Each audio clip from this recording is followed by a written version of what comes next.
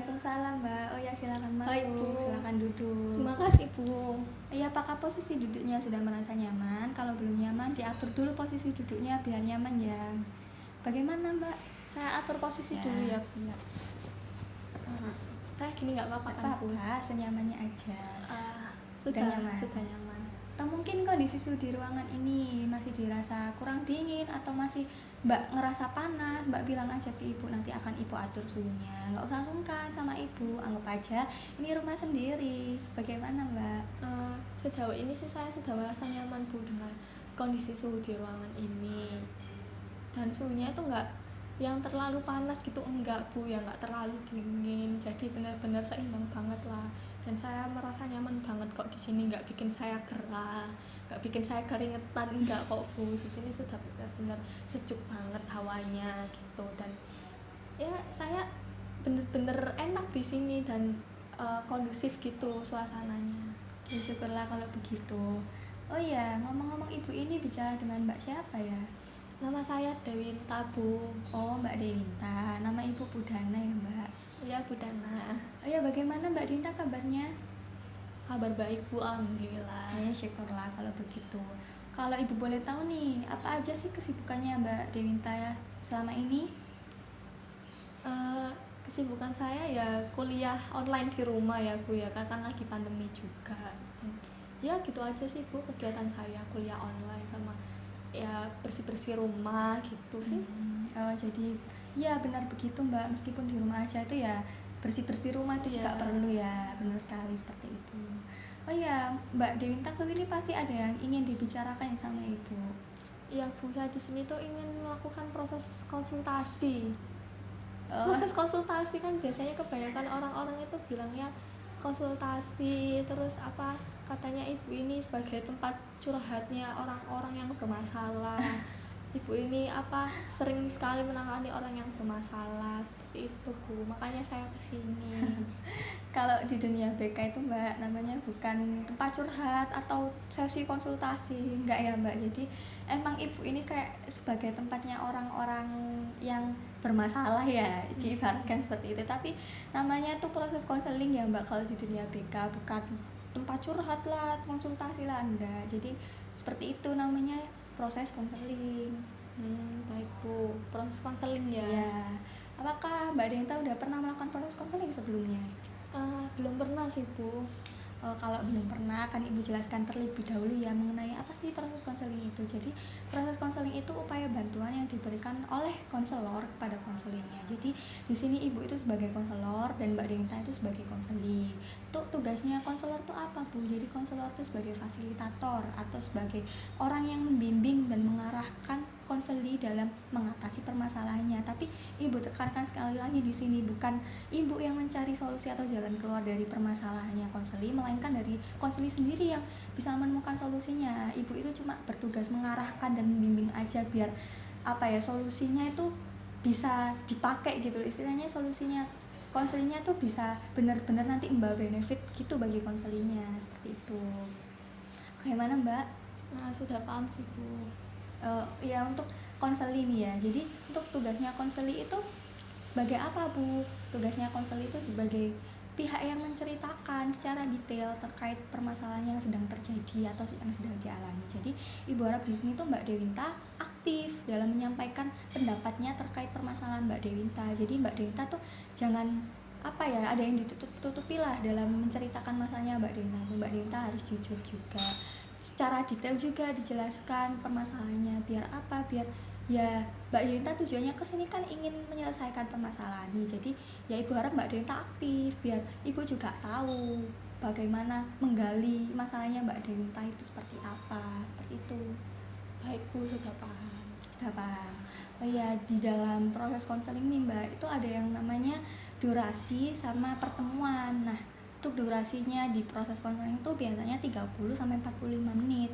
Nah, ini Ibu tawarkan ke Mbak Dewinta. Mbak Dewinta mau prosesnya 30 menit atau 45 menit nih berjalannya? Saya rasa sih 30 menit saja, Bu, karena ya sudah benar-benar optimal sih 30 menit itu, nggak yang terlalu lama juga. Oke, jadi 30 menit ya. Ya, Bu. Dan untuk pertemuan nih, nah apa di dalam proses konseling itu misalnya di dalam pertemuan ini dirasa Mbak Denta tuh kayak masih bingung gitu mencari solusi permasalahannya Mbak Denta. Nah, Mbak Denta boleh mengadakan pertemuan lagi sama ibu biar masalahnya Mbak Denta itu segera mendapatkan solusi gitu. Jadi kalau dirasa Mbak Denta ini masih kayak masih bingung untuk mencari solusinya Mbak Denta bisa mengadakan jadwal sama ibu untuk terkait proses konseling berikutnya itu kapan gitu. Mbak Denta bisa calling ibu seperti itu. Jadi kita itu kayak merencanakan gitu tabu, kayak membuat jadwal. Iya, buat jadwal sama ibu. Kalau misalnya ini dirasa Mbak Denta juga masih masih belum bisa menemukan apa-apa dari proses konseling ini, jadi Mbak Denta bisa bisa mencari mencari jadwal lagi gitu loh sama ibu untuk mencari Bisa diatur waktunya gitu ya, Bu, mengatur ya. waktu kapan enaknya mengadakan pertemuan lagi kayak gitu. Baik Bu, sudah paham. Nanti nanti saya akan calling ibu kalau memang misalnya Masih perlu gitu ya. Oke. Jadi di dalam proses konseling itu juga ada yang namanya asas Mbak, asas-asas konseling. Jadi ini tuh yang harus dipegang teguh oleh seorang konselor dan konseling. Tapi yang terutama itu bagi konselornya ya.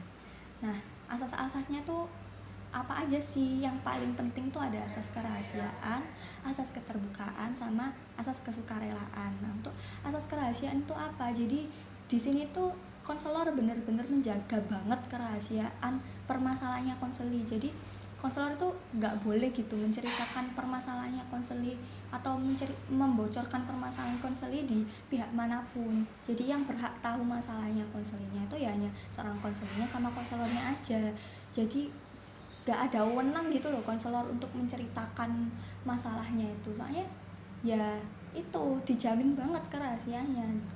Nggak ada ceritanya sampai sekarang tuh konselor tuh menceritakan permasalahannya konseli ke siapapun gitu. Jadi benar-benar dijamin banget ini asas kerahasiaan itu nomor 1 yang harus dijunjung tinggi oleh konselor Mbak, seperti itu. Dan untuk asas keterbukaan, jadi asas keterbukaan ini tuh apa? Jadi diharapkan konseli itu terbuka dalam menyampaikan apa permasalahannya itu secara detail. Jadi nggak ada yang ditutup-tutupi gitu. Jadi konselinya itu aktif juga dalam menyampaikan pendapatnya biar segera mencari solusi yang pastinya. Jadi konseli itu terbuka gitu loh dalam menyampaikan pendapatnya, nggak ada yang ditutup-tutupi, nggak jujur. Konseli itu harus jujur, jadi nggak ada ceritanya konseli di sini tuh dalam melakukan proses konseling itu nggak jujur kayak gitu. Dan untuk asas kesukarelaan, jadi Mbak Denta datang ke sini itu kan atas dasar kemauan Mbak Denta sendiri kan, bukan ada keterpaksaan dari pihak manapun kan. Iya Bu, saya di sini tuh murni atas kemauan diri saya, atas keinginan saya sendiri, nggak ada yang memaksa juga. Ibu pun nggak memaksa saya untuk kesini. Jadi benar-benar Mbak Denta pure kesini tuh ingin keluar dari permasalahannya Mbak Denta kan. Ya saya ingin biar masalah ini tuh cepat teratasi gitu, dan saya tuh nggak dibayang-bayangi masalah ini gitu loh Bu, yang mengganggu kehidupan saya pastinya. Nah, benar sekali. Jadi bagaimana Mbak Denta sudah paham? Sudah paham sih Bu mengenai asas-asas yang Ibu jelaskan tadi. Cuman saya tuh agak sedikit ragu mengenai asas kerahasiaan yang Ibu jelaskan tadi. Takutnya nih, ya kan nggak ada yang tahu gitu ya Bu, namanya manusia kan kadang gitu lupa, kadang gitu keceplosan, kadang gitu nggak sadar kalau ngomong gitu kan Bu. Nah takutnya itu, khawatirnya saya, Ibu itu bilang ke teman-teman Ibu lah atau ke orang lain yang ya kan yang jelas itu sudah Bu ya, sudah melanggar kerahasiaannya yang Ibu jelaskan tadi, melanggar privasi saya juga gitu. Tenang sekali Mbak Denta. Jadi asas kerahasiaan ini tuh yang harus dijaga banget sama konselor. Jadi kerahasiaan si konselor itu 100% bahkan 1000% tuh dijamin banget sama konselor. Jadi konselor itu nggak bakalan cerita ke pihak manapun untuk masalah keceplosan lah dan lain sebagainya tuh nggak bakalan terjadi seperti itu. Soalnya konselor itu juga udah ada kode etiknya Mbak. Kalau kode etiknya itu dilanggar ya pasti akan dapat sanksi gitu loh.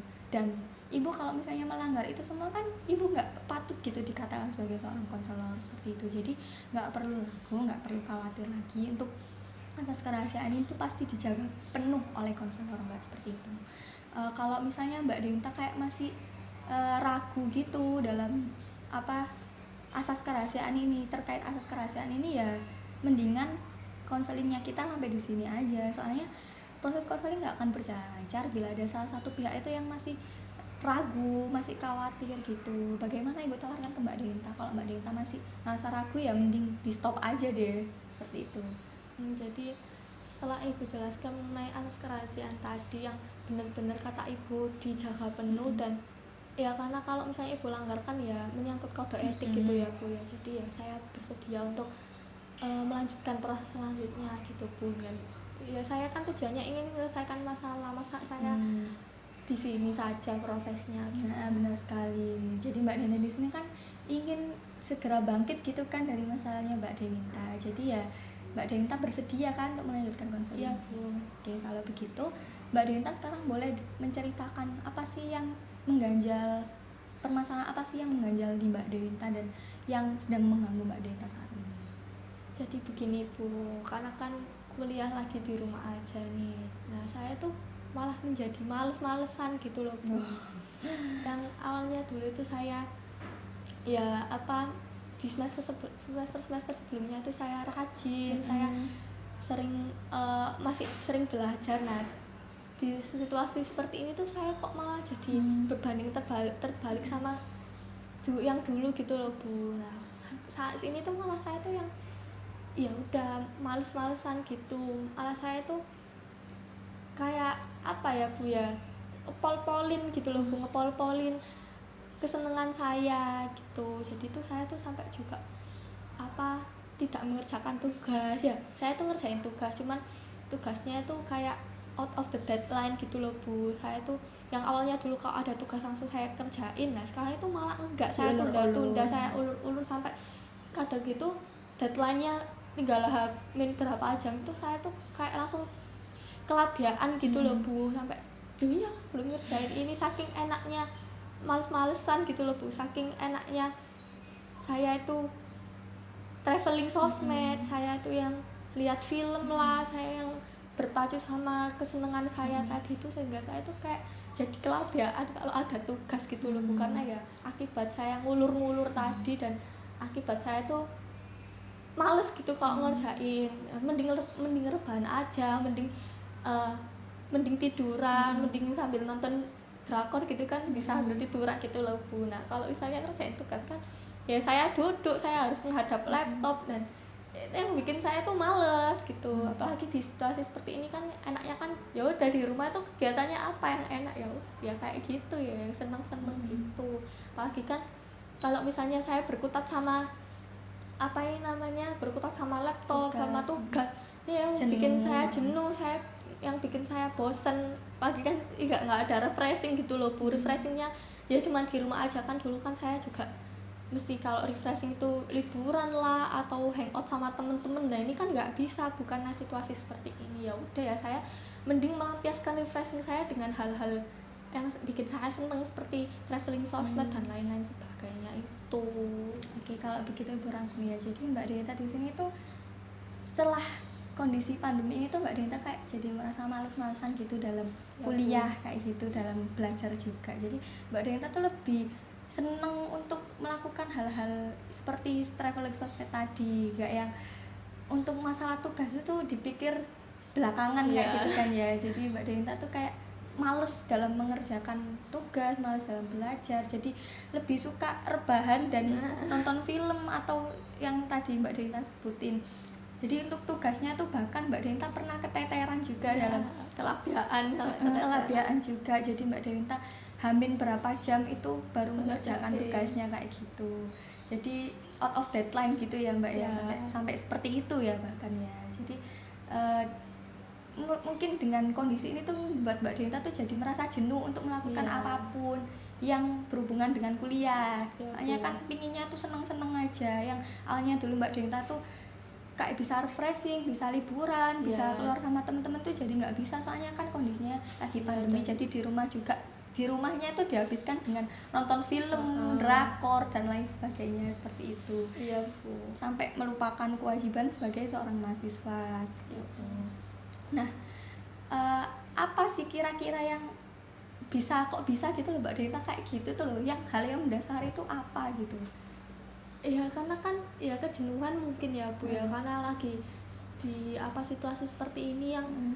ya saya tuh males mikir gitu loh, Mm. saya tuh males menghabiskan waktu saya spending my time itu dengan ya dengan itu, dengan tugas-tugas gitu ya. Saya tuh pengennya tuh nggak hanya berkutat dengan mereka gitu loh Bu, yang bikin saya tuh malah jadi jenuh. Saya tuh di rumah tuh pengennya seneng-seneng, apalagi ya kondisi seperti ini kan yang membuat seseorang itu jadi lebih khawatir gitu loh Bu. Nah saya tuh pengen biar nggak khawatir sama kondisi ini ya saya habiskan dengan seneng-seneng gitu ya. Saya ya akibat nggak bisa keluar juga ya udah ya saya melakukan hal yang bisa bikin saya seneng aja gitu ya, rebahan ya. Saya tuh menurut saya kayak tugas itu masih bisa kok dikerjakan besok-besok ya. Ya saya sebenarnya kayak sudah sadar, saya tuh sebenarnya eh, sudah mengakui bahwa ini tuh salah kalau dibiarin terus menerus ya. Ini kan bakal nggak baik juga ke depannya buat saya.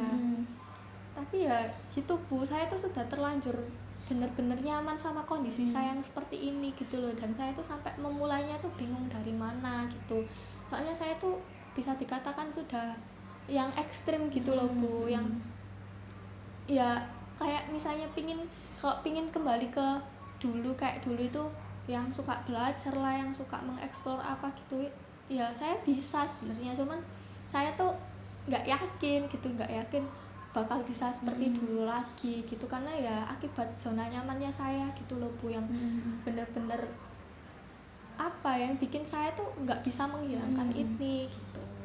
Nah sekarang kan Mbak Dena tadi kan sebenarnya sudah sadar nih ya apa terkait malas belajarnya Mbak Dena ini. Nah sekarang yang Mbak Dena inginkan ini apa gitu loh, biar kan Mbak Dena kan tadi udah bilang sadar. Nah setelah sadarnya itu kayak gimana gitu loh, yang diinginkan Mbak Dena biar Mbak Dena sadar tuh kayak gimana gitu. Iya Bu, jadi saya tuh kayak apa ya, diem-diem gitu yang mikir, oh ya kalau misalnya saya terus-menerus kayak gini kan ya nggak baik. Tapi itu cuman sebatas gitu doang gitu loh Bu, sebatas apa kayak mikir sesaat doang gitu. Tapi besoknya itu kayak kalau misalnya udah nggak inget lagi ya udah lost lagi, udah maksudnya udah nggak bisa kekontrol lagi gitu loh Bu. Ya saya udah nggak peduliin kuliah saya, ya udah saya seneng-seneng habis ya. Bener saya ikut kuliah ya, saya nggak pernah bolos juga kalau kuliah, tapi ya gitu ya cuman ikut kuliah doang. Terus kalau ada tugas ya udah ngerjain besok-besok ya. Kadang bahkan saya tuh ya sampai kelewatan gitu loh dari deadline ya. Itu yang bikin saya kayak ya sejauh ini nggak baik kalau kayak gini terus gitu ya. Ya saya juga sebenarnya sadar, karena kalau misalnya saya males-malesan kan ya nggak bakal, efeknya kan nggak bakal baik juga buat saya gitu. Jadi cuman kayak omongan doang gitu loh Bu. Saya tuh kayak mikirnya sesaat doang itu aja. Kalau udah nggak inget ya udah diulangi lagi. Diulangi lagi, balik lagi ke zona nyamannya saya gitu. Jadi Mbak Dena ini tuh kayak sudah sadar cuma bingung gitu actionnya kayak nggak ada gitu ya. nggak ada action Pernah gitu. dicoba nggak Mbak, kayak kan tadi kan Mbak Dena kan katanya sampai lost gitu. Nah untuk orang tua sendiri gimana kalau melihat Mbak Dena seperti itu? Ya sebenarnya sih sudah banyak teguran ya Bu, yang nggak hanya dari orang tua juga, nggak hanya dari keluarga, dari dosen sendiri pun ya ada teguran. Cuman kalau dosen saya temen tuh juga pernah ya temen juga sering kali mengingatkan, cuman sayanya aja yang nggak mau. Saya nggak mau dengerin apa kata mereka gitu. Dan dosen juga pernah kayak apa menegur, tapi menegurnya tuh nggak yang spesifik gitu loh, kayak yang jangan hanya kuliah di rumah itu males-malesan. Nah itu yang bikin saya tertampar sebenarnya. Cuman saya ya udahlah, orang aku seneng kayak gitu loh Bu. Jadi sebenarnya kalau dosen bilang kayak gitu tuh saya merasa tertampar sekali, kayak oh iya ya. Justru di rumah itu kan dosen pernah bilang gini, justru kalau di rumah itu ya kamu bisa apa ya, kamu bisa belajar dan kamu bisa mencari tahu lebih banyak. Kalau dengan di rumah itu kan maksudnya apa ya, kan waktunya lebih banyak daripada kalau misalnya kuliah offline kan cuma beberapa jam doang gitu loh Bu. Nah justru dengan kuliah di rumah itu enaknya seperti itu, dosen-dosen bilang gitu. Dan ya pernah juga menegur kayak gini, yang nggak ngerjain tugas gitu ya, tahu sendiri kan nilainya gimana ya memang kayak gitu loh Bu, kayak memang merujuknya itu nggak ke saya, cuman saya tuh kayak merasa tertampar gitu. Dan dari orang tua itu ya sering kayak kamu itu kok malah males-malesan gitu di rumah, kamu kamu loh kuliah di rumah kok nggak malah terpacu jadi orang yang lebih baik, nggak jadi ya pingin pinter, ya kok malah dihabiskan dengan belajar dengan males-malesan doang, dengan rebahan kamu ya kayak gitu. Cuman ya udah gitu, kayak ya udahlah anggap angin lalu gitu loh Bu. Terus teman-teman kok ngingetin, ayo dong kamu loh, ayo ngerjain ini, ayo gini gini gini, ayo kita diskusi bareng tentang ini tugas ini.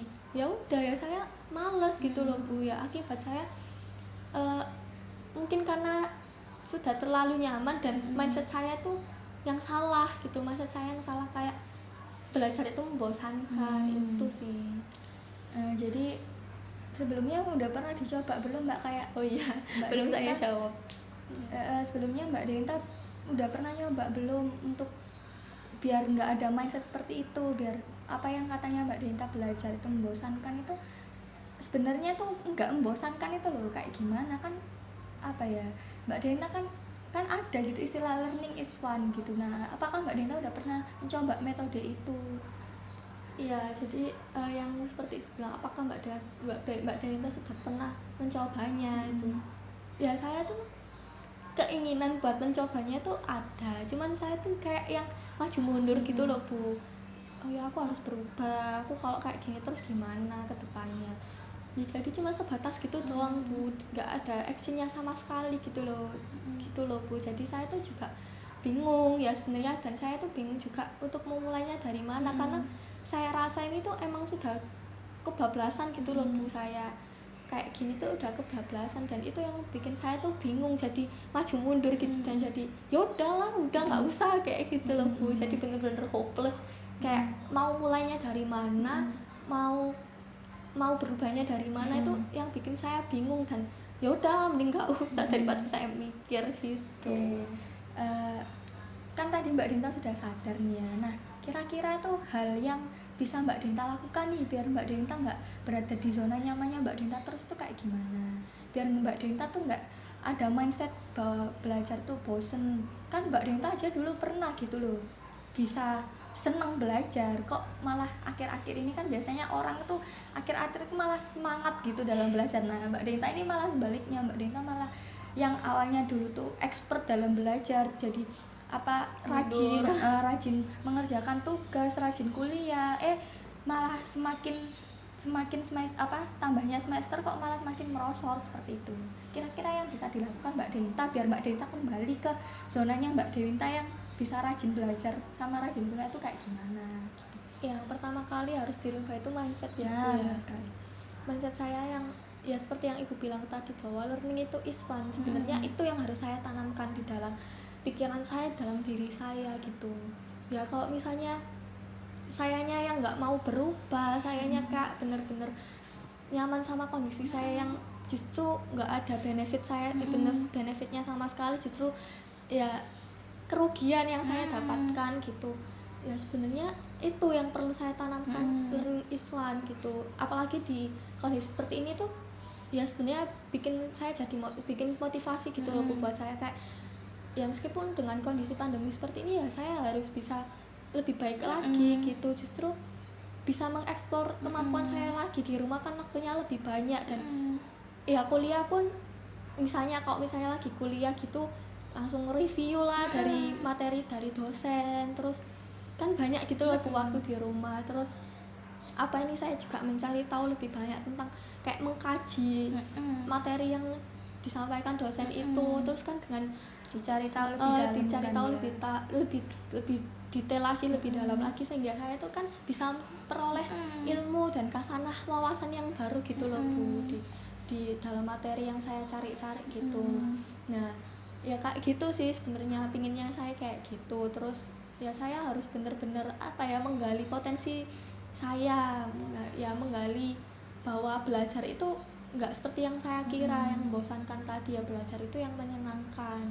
Ya saya sebisa mungkin kayak menanamkan bahwa ya jangan males-malesan, terus harus giat lagi dalam belajar ya, meskipun ya nggak gampang ya Bu ya prosesnya, karena kan saya sudah kebablasan lah istilahnya. Terus ya saya mungkin bisa baca-baca dulu, mungkin yang dari saya bilang bahwa belajar membosankan karena ya kan berkutat dengan laptop, berkutat dengan tulisan-tulisan yang bikin saya jenuh. Itu mungkin saya bisa sedikit-sedikit membaca buku setiap harinya. Mungkin itu dalam satu hari itu saya bisa baca ya sekitar 1 halaman dulu lah atau 2 halaman dulu lah ya, sehingga kan mindset saya itu bisa terubah gitu loh Bu, yang awalnya belajar membosankan jadi bisa dicicil dengan baik gitu loh, bahwa ya ilmu itu emang harus dicari, jangan hanya kamu itu males-malesan kayak gitu sih. Ya benar sekali, soalnya kalau Mbak Dewintanya aja males-malesan terus arah hidupnya Mbak Dewinta akan kemana? Dan yang pastinya kan Mbak Dewinta kan malah menjadi manusia yang nggak maju, jadi manusia yang mundur kan. Terus kan itu juga kalau Mbak Dewinta males-malesan gitu kan akan pengaruhi IPK Mbak Dewinta kan, sedangkan kan Mbak Dewinta kan ingin lulus kuliah tepat waktu kan ya pastinya ya.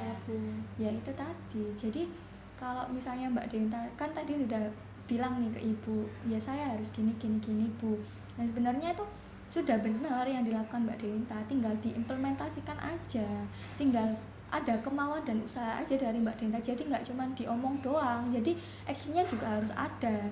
Yang Mbak Dewinta katakan tadi juga benar, yang paling penting ya mengubah mindset. Terus dulu aja Mbak Dewinta bisa kok rajin belajar, rajin kuliah, dan rajin mengerjakan tugas. Nah kok malah di masa kondisi kayak gini Mbak Dewinta malah males-malesan kayak gitu. Jadi ya tadi dicoba, kalau nggak dicoba ya nggak akan bisa. Ibarat kan kayak pisau gitu, pisau kan kalau diasah terus-menerus kan semakin tajam. Nah sama halnya dengan itu kemampuan Mbak Dewinta juga. Kalau Mbak Dewintanya aja udah hopeless, Mbak Dewintanya udah stuck, nggak mau belajar lagi, ya gimana bisa gitu. Bahkan jadi tumpul terus ya Bu ya, ilmunya ya nggak bermanfaat juga nanti.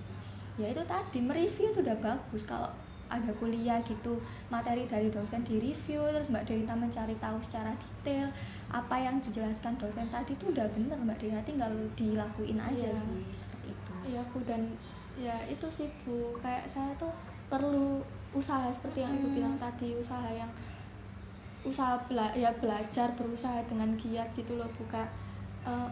Kalau misalnya Mbak Dewintanya diem aja ya nggak akan bisa gitu, harus dicoba dulu. Iya Bu ya, saya tuh harus bener-bener komitmen gitu loh Bu dalam diri saya, bahwa saya bisa kok, orang saya dulu kayak gitu, masa malah di fase kemunduran gitu. Justru kan dengan bertambahnya semester kan saya harus lebih giat lagi, kan mendekati kelulusan gitu kan Bu. Dan ya saya tuh ya nggak mau kalau IPK saya tuh rendah, IPK saya tuh nurun dari semester lalu gitu. Dan saya juga ingin lulus tepat waktu gitu loh Bu, nggak mau membebani orang tua saya. Benar sekali kan, yang pastinya kan Mbak Dewinta kan kuliah kan ya ingin membanggakan orang tua Mbak Dewinta biar cepet lulus dan nanti dapat kerjaan kan juga biar enak. Saya juga ingin menjadi mahasiswi yang berprestasi. Benar sekali. Jadi kan dengan Mbak Dewintanya aja tadi malas-malesan, ya nggak akan berhasil, nggak akan menjadi mahasiswi yang berprestasi nantinya kalau Mbak Dewinta gitu. Orang dulu aja bisa kok berprestasi, masa malah mundur gitu. Nah terus apa yang sudah dilakukan Mbak Dewinta nih akhir-akhir ini, yang sudah, maksudnya yang udah pernah diimplementasikan Mbak Dewinta selain mengubah mindset tadi itu, yang bener-bener bisa setidaknya ini yang fit buat aku, aku kan sekarang malas belajar nih, jadi aku apa ya biar akhir-akhir ini aku biar nggak malas belajar itu aku harus melakukan apa, seperti apa gitu yang udah Mbak Dewinta pikirkan kayak gitu. Ya saya tuh perlu untuk memotivasi diri saya Bu. Kayak harus menggugah semangat saya buat belajar lagi, buat nggak lalai dalam ngerjain tugas, nggak yang out of the deadline kalau ngerjain tugas. Ya saya harus bener-bener menguatkan diri saya bahwa ya kamu jangan di zona yang nyaman terus, jangan kamu tuh males-malesan, jangan kamu tuh yang di kondisi seperti ini malah nggak jadi lebih baik gitu. Justru kan kamu bisa mengeksplor kemampuan kamu lebih baik di kondisi seperti ini, karena kan waktu kamu juga lebih banyak kayak gitu. Kayak bener-bener menggugah, kayak ayolah move on, kamu jangan kayak di zona ini terus kayak gitu, kayak yang mengubah mindset saya itu yang bener saya tekanin lagi gitu, yang bener-bener saya kok misalnya dorong gitu ya, di-push saya, terus kayak ya gitu. kok misalnya saya bener-bener males lagi tuh, nggak boleh, kamu kan sudah berjanji buat berubah, kan kamu sudah ini pingin pingin menyelesaikan masalah kamu ini menjadi mahasiswi yang berprestasi, kamu kan sudah bikin komitmen kayak gitu loh Bu. Jadi itu kayak ada penguatan dari diri saya gitu, kayak saya tuh bisa mengontrol mana baiknya buat saya, mana yang buruk buat saya. Jadi tuh saya bisa mengevaluasinya gitu loh Bu. Sekiranya kayak yang ini hal yang nggak baik buat saya, ya udah saya tinggal. Ini yang baik buat saya ya saya pertahankan, ditingkatkan, dan saya ya harus belajar lebih giat lagi gitu ya, karena kalau misalnya kita nggak belajar kan ya kita nggak tahu kan dan kita kalau nggak bisa menilai diri sendiri kan ya kita nggak tahu gitu, kita nggak tahu bahwa ini yang baik mana, ini yang buruk mana kayak gitu. Jadi emang harus benar-benar saya tuh mengontrol diri saya gitu, memanajemen diri saya sebaik mungkin bahwa ini loh yang baik buat kamu, ini loh yang enggak gitu. Jadi emang harus benar-benar memanage dengan baik gitu. Jadi benar sekali Mbak Denta. Jadi Mbak Denta tuh tadi sudah tahu nih ya posisinya, aku harus melakukan apa, aku harus kayak gimana, kan Mbak Denta sudah tahu, tinggal Mbak Denta tuh diimplementasikan biar nanti Mbak Denta bisa mengevaluasi gitu ke depannya, biar Mbak Denta tuh bisa semakin baik lagi gitu ke depannya kan. Iya, jadi Bu. benar sekali tuh Mbak Denta. Ya, Mbak Denta maksudnya udah tahu apa yang tepat yang bisa dilakukan oleh Mbak Denta. Jadi Mbak Denta ya tinggal melakukan, tinggal actionnya aja yang gerak, nggak diomong doang, tinggal semuanya itu tadi yang sudah disampaikan tadi itu dilakukan biar Mbak Denta bisa mengevaluasinya seperti itu. Nah, kira-kira dari semua yang Mbak Denta omongin tadi nih ya, kan Mbak Denta sudah menemukan kan rencananya apa gitu. Nah, yang rencana yang efektif, yang mudah banget yang bisa dilakukan Mbak Denta biar Mbak Denta tuh konsisten sama rencananya Mbak Denta tuh seperti apa. Jadi biar Mbak Denta tuh nggak kebayang ke masalahnya Mbak Denta lagi, biar Mbak Denta itu ke depannya jadi yang manusia yang maju lagi. Jadi rencananya tuh yang kayak gimana yang bisa dilakukan seperti itu. Rencana saya sih mengatur jadwal ya Bu ya, mengatur jadwal sebaik mungkin ya, refreshing boleh tapi jangan kebablasan kayak gitu. Kayak yang saya tuh kayak mengelola diri gitu loh Bu, mengelola diri saya bahwa ya jangan hanya males-malesan, jangan hanya tidur di pol-polin rebahan terus ya, kamu harus tahu mana yang baik buat kamu gitu. Jadi kayak belajarnya itu ditingkatkan, terus kayak bisa benar-benar memanajemen diri gitu loh Bu, gimana baiknya buat saya dengan bikin jadwal kayak yang misalnya jadwal sehari-hari saya. Nah, itu kegiatan saya apa aja, kegiatan saya setelah bangun tidur itu apa, setelah selesai kuliah itu gimana, intinya sebagai alarm gitu ya, sebagai pengingat, sebagai reminder saya bahwa oh ya, jadi tuh kegiatan saya tuh nggak sia-sia gitu loh Bu, kegiatan yang saya lakukan itu nggak sia-sia, nggak yang saya tuh males-malesan gitu loh. Jadi tuh saya tuh bisa manage-nya dengan baik terkait mana yang bermanfaat buat saya gitu. Jadi kayak bener-bener itu Bu, ditingkatkan yang baik buat saya apa, yang buruk buat saya apa, itu saya tinggalin gitu. Benar sekali. Dengan adanya jadwal itu kan ya saya kan jadi bisa mengevaluasi gitu loh,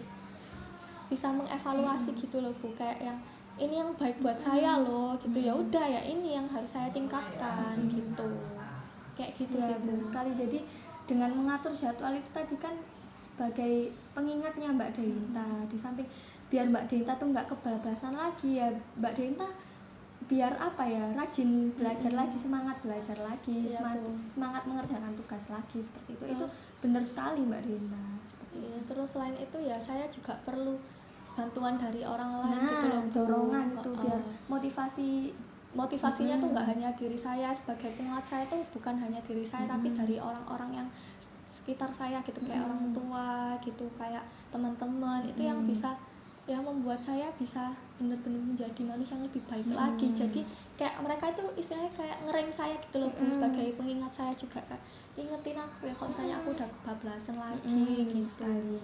Jadi ya itu tadi memang peran orang-orang sekitar itu sangat penting juga Mbak buat keberhasilan Ya. apa rencananya Mbak Denta ini. Jadi ya Ibu harap Mbak Denta ini setelah menetapkan tujuan dan rencananya Mbak Denta ke depan biar Mbak Denta nggak lagi malas belajar ya harus dilakukan dan diimplementasikan, harus konsisten juga. Ya Bu, ya saya juga butuh bantuan Ibu. Ya siap Mbak Denta, saya bisa bantu kok. Kalau Mbak Denta ingin bantuan saya pasti saya bisa bantu. Soalnya kalau Mbak Dentanya kan apa ya sudah menemukan ya rencananya semua ini. Iya, Kalau Mbak Dentanya diem aja nggak mau berbuat, masih cuman omong doang ya nggak akan berhasil kalau nggak dilakukan. Jadi harus ada niat dan usaha Bu. pastinya biar komitmen sama rencananya dan konsisten untuk Ya, biar melaksanakan rencana biar itu bisa tadi. terwujud gitu ya Nah, Bu ya benar tujuan sekali. saya gitu, karena kan tujuan saya di sini tuh juga ingin menyelesaikan, nggak hanya terpacu atau terjebak sama masalah saya gitu. Dan ya langkah saya tuh mengubah mindset, terus mengubah mindset, lalu mengubah mindset bahwa belajar itu menyenangkan, lalu kayak mengatur jadwal tadi yang seperti saya bilang, dan perlu motivasi dari diri dan orang-orang di sekitar Ya saya. benar sekali Mbak Denta. Jadi apa ada yang dibicarakan lagi Mbak? Soalnya Ibu rasa Mbak Denta udah menemukan gitu. Ya jadi tinggal actionnya saya saja ya Bu ya, dan ya saya butuh bantuan semua orang Ya. dan Ibu juga. Nanti kamu kan sudah komitmen ini, Ya. jadi harus dijalankan. Iya benar sekali. Jadi Sudah kalau sih. nggak ada yang ditanyakan lagi kita akhiri aja, soalnya prosesnya udah Ibu rasa 30 menit ini. 30 menit lebih. Iya, ya, 30 menit lebih bahkan ya kan. Ya udah kalau nggak ada yang ditanyakan lagi, Ibu sangat berterima kasih sama Mbak Denta, soalnya Mbak Denta aktif sekali dalam proses konseling ini. Jadi Ibu juga merasa senang gitu konseling Saya sama juga Ibu. Bu. Ya udah kita Konseling sama-sama. ya saya seneng banget konseling sama Ibu, kayak Ibu tuh yang menyadarkan saya gitu. Saya berterima kasih sekali karena Ibu juga sudah memberikan saya penguatan gitu loh Bu. Ya sama-sama Mbak Denta, Ibu juga terima kasih juga sama Mbak Denta. Oke kalau begitu kalau udah nggak ada yang dibicarakan lagi kita tutup aja ya proses konseling ini. Kalau begitu wassalamualaikum warahmatullahi wabarakatuh. Waalaikumsalam.